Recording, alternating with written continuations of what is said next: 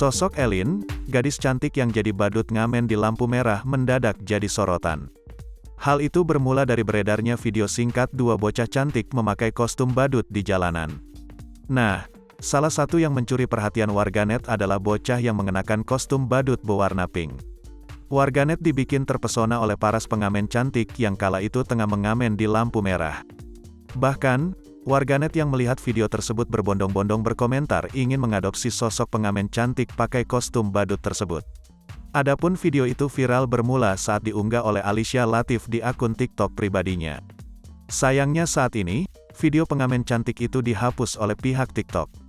Kendai demikian, video singkat yang memperlihatkan pengamen cantik pakai kostum badut itu kembali diunggah oleh akun Instagram @ngakaksehat yang kemudian menjadi viral.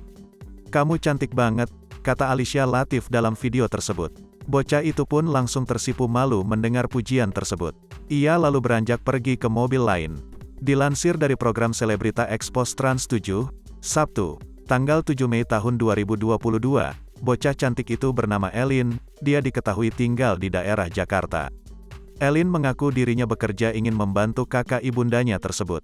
Dalam sehari hanya menghasilkan Rp90.000 dan untuk setoran kostum badut yang ia pakai senilai Rp30.000. Elin mengatakan uang yang ia dapatkan tersebut digunakan untuk kesehariannya seperti makan dan lain-lain. Sejak viral, Elin mengaku banyak sekali yang menawarkan ingin mengadopsinya.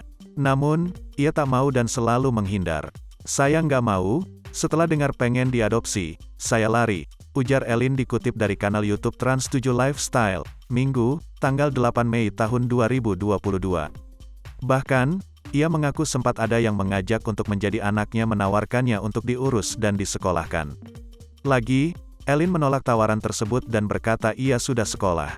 "Saya bilang saya udah sekolah pak," ucapnya sembari menolak tawaran orang yang tak dikenalnya pada kala itu. Bukan tanpa alasan, Elin sengaja menolak karena mengaku takut lantaran takut jatuh kepada orang yang salah.